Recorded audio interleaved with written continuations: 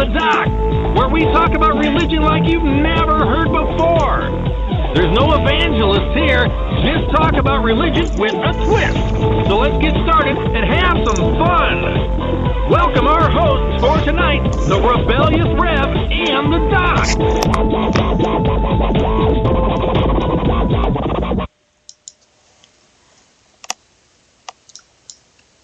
There is no heaven.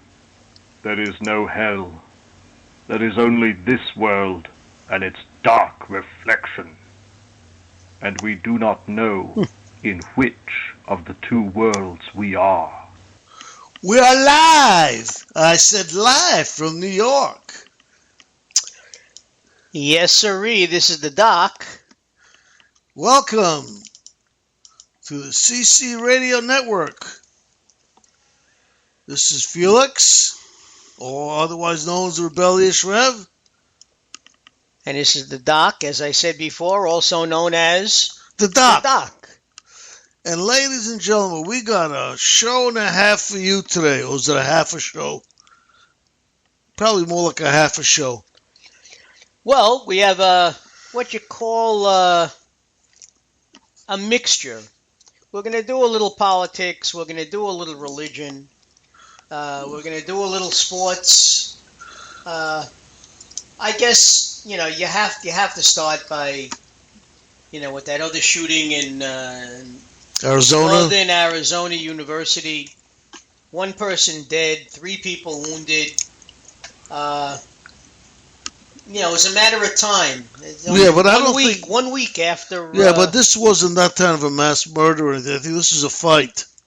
Well, I don't know. Still, it's the violence. I know, but this is like the violence that you have with gangs and stuff like that. I think this may have been a 4 o'clock in the morning fight between some people that got out of hands. I'm not sure, but that's what I heard. We really don't have too many particulars on that, other than the fact that 1 person was dead, as I said, 3 people were hurt. But still, weapons on campus. And by the way, a full professor in Texas, a professor emeritus at the University of Texas in Austin, has resigned because the University of Texas has an open carry This is law. He said that he can't teach at a university that allows its students, or anybody for that matter, to wear a gun like it's the Old West, Yeah, the state legislature, put in the law that you're allowed to carry, conceal and carry. And I give him a lot of credit. I really do. Give him a lot of credit for that. I don't know if that would spread, but, giving up a position like that. I mean, the man was a full professor. In fact, emeritus means he was retired, really. He only taught, a select few classes, actually. Well, he said there were a few other teachers that agreed with him, but he was one of the few that was fortunate enough to be able to leave without him hurting it. Exactly, because he basically is retired, so he's getting his pension. He didn't say that if he was younger that he would actually leave. That's the whole thing. Well, then I understand that. When you have... And speaking of being younger and having family or responsibilities, the Republican Party is practically standing on its head, begging Paul Ryan to run for the speakership. And it's a thankless job. You have 42... I wouldn't call them Tea Party people. They're like American Freedom something or other. And they comprise a little over just about 1/5 of the Republican Party. And they literally are holding the Republican Party hostage. Because they're saying that nothing is going to pass unless they give the okay. I mean, they are being credited for forcing Boehner out. Well, that wasn't a bad thing. Well, look, I didn't like the man, but the bottom line is his hands were tied. He couldn't do anything. So he shouldn't be in office if he can't do his job. Hey, listen, how many of our Congress people are not doing anything? They really shouldn't be there, period. Well, we all know that. You know, and it truly is a shame that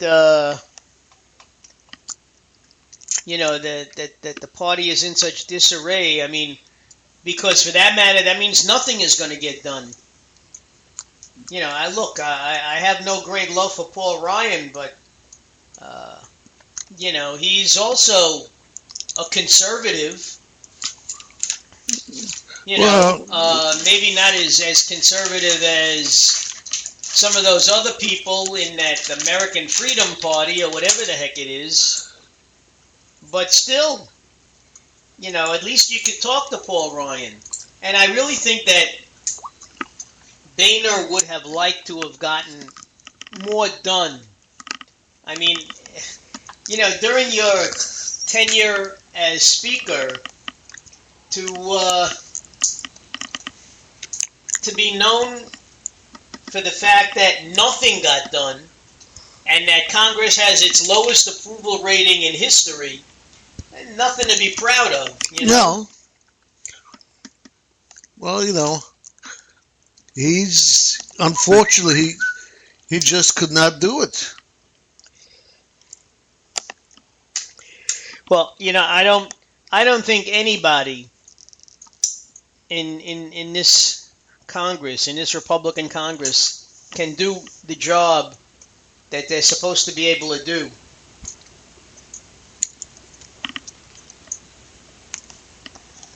No.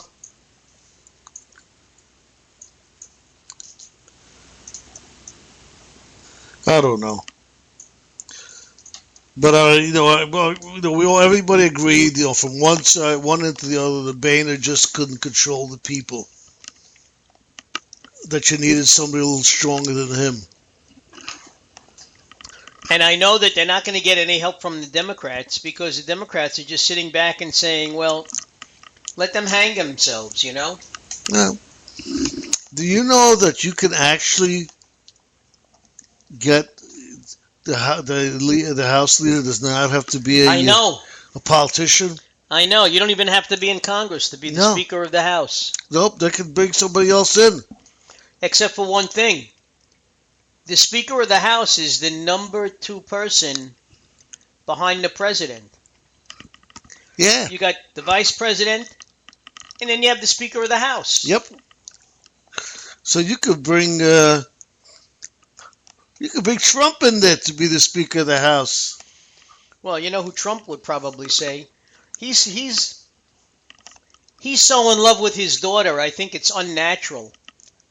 Have you ever heard him talk about Ivanka? It's terrible. Look, I love my daughter. I'm proud of her. But I mean, this man, he put her on a $10 bill. What, are you kidding me?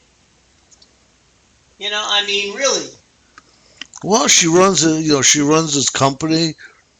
She's a good girl, and he's proud of her. They say he's he's infatuated with women. He just takes really good care of women. That's the way he is. I know one woman that would argue that. Who? Megyn Kelly. Oh, yeah, well. Well, as he says, he is a counter puncher. She punched and he punched back. And he punches back a lot harder. Well, look, she still has to maintain an image because she's a journalist. Mm-hmm. All right? But journalists are supposed to ask the hard questions. And that's all she did. Yeah. And let's face it, as the front runner, it figures that he's going to get the toughest questions. Am I right? Yeah, you're right. I didn't care. I thought the whole thing was funny. I didn't really care. Although, His numbers are slipping. He's still on top. Well, what's happening is him and Carson are getting closer, and everybody else is dropping. Yeah, Carly Fiorina is losing her grip there. You know, for a while she was way up there. And so is everybody else. There's nobody above 10% except for the two of them. You know, I honestly, Trump and Carson. You know, I honestly think that Fiorina suffered a big blow by pushing this Planned Parenthood business. You know, especially when she proved to be wrong, and she refused to say that she was wrong or she might have misspoken. Yeah. Okay, so she's losing her credibility. Well, listen, if this was a credibility issue, everybody would be out of the game. I think everybody so far in this campaign has misspoken once or twice. I don't care who they are. Well, and then you have on the Democratic side, I know, folks, we're talking a lot of politics here, but that's okay. You know, that's all right. Don't worry about it. But, you know, on the Democratic side, they are saying that for years, you know, Hillary was touting the TPP, the Trans-Pacific Partnership, or something similar. Now all of a sudden she's against it. Okay, Obama's for it. Sanders has been against it from the beginning. The unions are against it, certainly. Trumka, the president of United Auto Workers, I believe, UAW, is against it. And she's, you know, trying to be the union spokesperson here, taking it away from Sanders. And once again, they're questioning her veracity. You know, how honest and how truthful is she being? Well, she's, as I said, there's nobody that hasn't been changing their minds or making misspeaking a little bit. There was they were talking a lot today about Trump and Carson being so close, and that Trump has not said a bad word about Carson. Only at the very beginning when he said, I guess he's an okay doctor, until he read up on him and he realized what a great surgeon he was. But I'm saying, but he never really said anything bad about him. I mean, he didn't, try to tear him apart or anything else. And they said a couple of things. One, Trump said he only goes after people if they go after him. Well, and Carson hasn't gone after anybody, really. Yeah, well, exactly. And two, they said possible ticket. Oh. Well, even if Trump picks a politician as vice president, they already have Carson earmarked as a Surgeon General. I mean, a perfect job for him. He is a doctor. Well, he gets to wear a uniform. Yeah, I don't understand why Surgeon General wears a uniform. He wears a general's uniform. That is the silliest uniform I've ever seen. Did you ever see when that guy with the beard, what was his name? Right. I know who you're talking about. It looked like he should have been an advertisement for a seafood restaurant. No, he should have been like one of the Smith brothers, with the beard on the box. Yeah. But, I forget his name. But, yeah, that's what they're talking about, possible ticket to them, because they're both drawing the most amount. Well, but I think if the Republicans are going to go with a non-political person for the top job, they need a strong vice president, a strong political person. Well, first thing is, if Trump wins it, and that's a big, big if, he's not going to listen to anybody. He's going to pick whoever he wants. He'll have his daughter run. He'll have Ivanka run. It's probably, she'll be on his ticket. Hey, Trump and Trump. Trump, yeah. Trump's the world. Trump this, Yeah, so, who knows? You know, who says he has to pick a politician?